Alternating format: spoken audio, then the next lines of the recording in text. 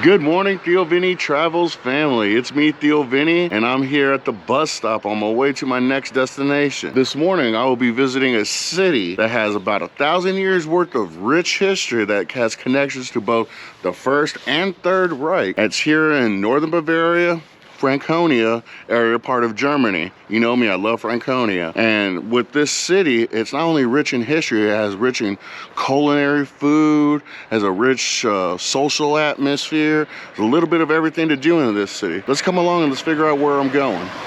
So here we are at the train station in Ansbach. The bus took me to Ansbach. Now the train will take us to our next destination.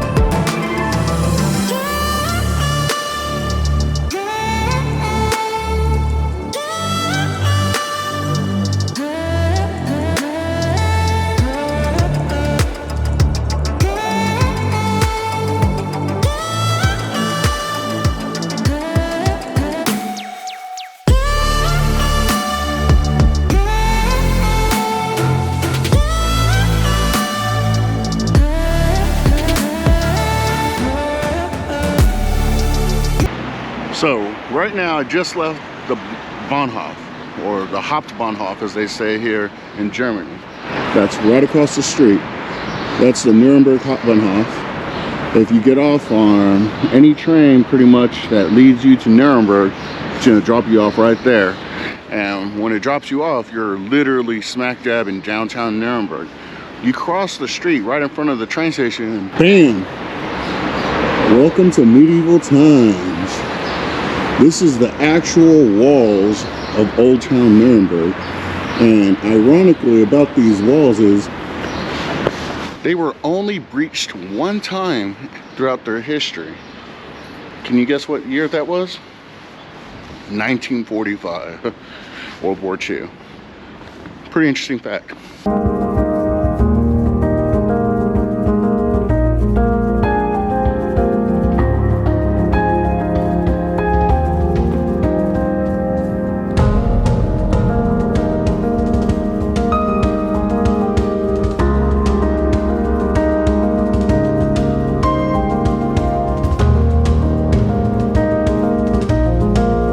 Now at this point, now that we've entered the walls, we've entered Old Town Nuremberg, where a lot of stuff's to see, a lot of shops, restaurants, bars, a lot of the history, medieval type. But the thing about this Old Town is most of it was destroyed. If I'm not mistaken, somewhere around 90% was destroyed during the bombing raids of World War II by the Allied forces. So all this that you see that looks medieval, except for the walls kind of pretty much stayed the same, but like statues like that, this little decorative art pieces on the side of the buildings, and some of this you'll see down the road, that's been remade and refabricated in the traditional ways that the city of Nuremberg used to look. They had a choice after 1945. They could have rebuilt a new version of Nuremberg, kind of like what Frankfurt did, or they could have easily just, well, not as easily, but you know, they could have gone the traditional route and remade everything the way it used to make traditionally, with half timber, the Gothic spires, and you know, some of the Baroque and architecture on their churches. And that's exactly what Nuremberg did. They took the time to incorporate the traditions of what Nuremberg used to be and add a new age flair.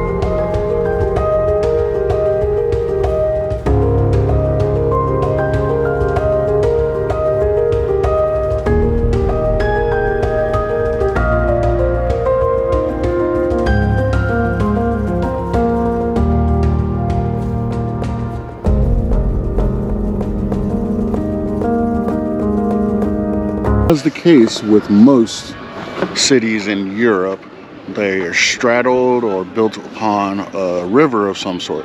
This is the Pegnitz River, and for lack of a better term, this river runs through the heart of Old Town in Nuremberg, and it's got several bridges, as you can see, that crisscross all through Old Town, and that's part of the charm here in Nuremberg, to walk through Old Town, cross these bridges that have been around for hundreds of years.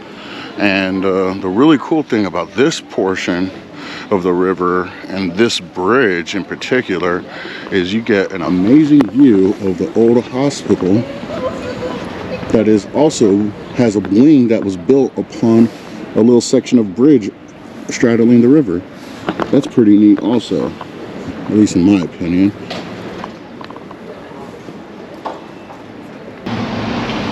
Now, this interesting piece of sculpture is relatively new, comes from I think 1980s, maybe early 1990s, but it describes a book that is from the late 1400s, and in the book, I guess it kind of describes, man or humans on this boat, and that's Adam and Eve, and all these things that that are damaging to humanity and will probably bring our demise. And that's what the sculpture kind of represents. And it's a nice little sculpture just to take a look at and see the intricacies of the sculpting that went into this. As you can see, I'm approaching what is called, I guess the market square, or the main market square of Nuremberg. And here they of course have the typical goods you would find at a traditional farmer's market like in America, or any kind of market that you would find across Europe. Is all the vegetables, fruits, and pastas, and whatever artisan stuff the locals make. They're selling and providing for the customers that will. And this market plots, or main market square, is actually the same market square that Nuremberg's famous and the largest Christmas market in Germany is held every year, minus these last couple years for obvious reasons, but let's not go there. Yeah, so when it's not hosting the Christmas market, this is what it usually does normally. And you can see there's not a lot of stalls like you would see in the Christmas markets, but there's still several stalls to get your goods. Now, if you're dead center in the market plots of Nuremberg, you'll be able to see obviously the entire market 360 view. But the really cool thing is, from any angle, you just got to look at the right direction. You can see the Schönebrunnen, which is that fountain, which is 60 meters, I believe. And we'll describe that in a minute. And then of course, this Lutheran church has been around since the 1360s, I believe. It was finally made and done. And you see that clock at the top. Once it strikes noon, it's only 11 o'clock right now, or about to be 11. Once it strikes noon, all those little people come out of those doors next to the king, and they dance around him and thank him for making this an imperial city. So that's kind of neat. Every day at noon. Now, if you've been following me, which I hope you have, you will know that we've already been here. We've already seen the Schönebrunnen, but it gave me good luck for the month of December. But it seems that kind of good luck kind of ran out a little thin in January. So here we are in February. We're gonna spin that ring again and give me some better luck.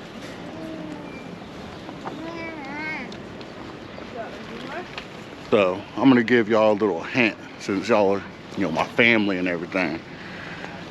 If you ever come to Nuremberg, you come to the Schönebrunnen and you want to spin the brass ring to bring yourself some good luck, give you the 360 view. Boom, you can come down that way, that way, that way, that way, that way, where the bus is coming from. But no matter where you come from, just look for the church. Boom. Here's the Schönebrunn. See those guys? They just went to the brass ring. Let's go to the brass ring, right? We're going to the brass ring. We're gonna, no. That's not the correct brass ring. That's where the rookies go. That's where everyone gets it wrong because it's shiny, it's brass, it looks gold. It's got to be the correct one. Wrong. The correct one, folks, is if you follow along, and I know, bear with me, it's on the direct opposite side, still on the fence. Bam. There it is. Boom. Here it is, folks. The correct brass ring. And I'm gonna spin it several times because I need some good luck coming up. And you'll see why in a few weeks.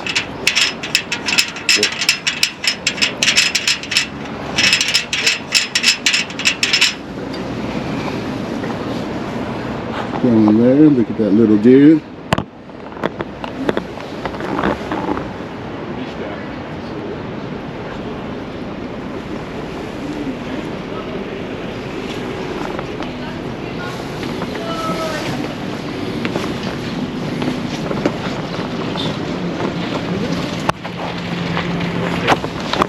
But anyway, that's where you can find the correct brass ring on this side of the Schönebrunn. The church, the Rathaus, the main square is more that way towards the Hauptbahnhof, that direction. But look how beautiful this thing really is. Now, I just left the Schönebrunn and I'm walking by the Rathaus. In case you're wondering, especially for you Americans, WC, water closet, that means restroom. But it's not free like in America. It's 50 cents. But the cool thing is when you pay that premium price to use the facilities, they're usually clean and they keep up with them, they maintain them. So that's real good to hear. So if you ever need one, there you go. Rathaus, water closet, Schönebrunn. Nice little art piece on the side of this building. As you can see, the sculpture over the archway of the doorway. We're gonna walk to this church right over here. Now I'm looking at the church, but I smell good food. I gotta stop for a second just to kind of tell you about something really cool. This is, this restaurant obviously serves many things, but they are also the purveyor of the Nuremberg bratwurst, and that's this little sandwich. It's basically, as you can see, the bread with the 3 sausages. And the thing about that is they specialize that all over Nuremberg, and that's specific to this city because way back when, I'll try to find the year, but they mandated in order to be a Nuremberg sausage, it would have to be a certain length and a certain width, a certain weight, and there would only be like 3, maybe 4 of them, but I think it's just 3. And you put it in a sandwich, and that would make it the Nuremberg sausage sandwich. But yeah, that's kind of neat. Not sure what this building is, but it looks really cool. I see the architecture over the doorway. Someone sculpted that and put a lot of time and effort into that. Same with this one. It's probably done by the same dudettes. You know what I mean. But here we are. This is what really drew me here, is this church. Man, look at this architecture.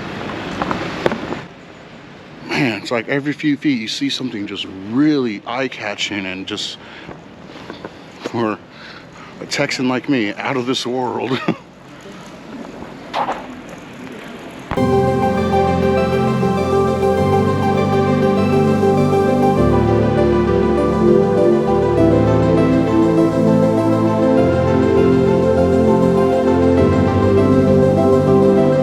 This is still part of the city hall.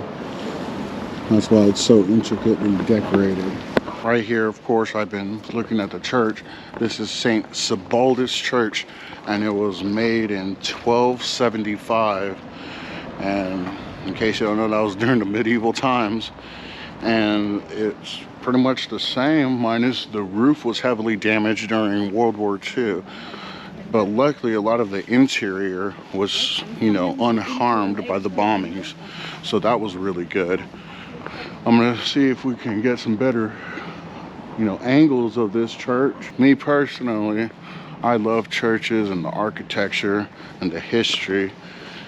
You know, a lot of the friars and monks and that, you know, went into preserving a lot of our science and, you know, reinstituting the old technologies that were lost, you know, after the fall of the Roman Empire, and building upon what we could salvage.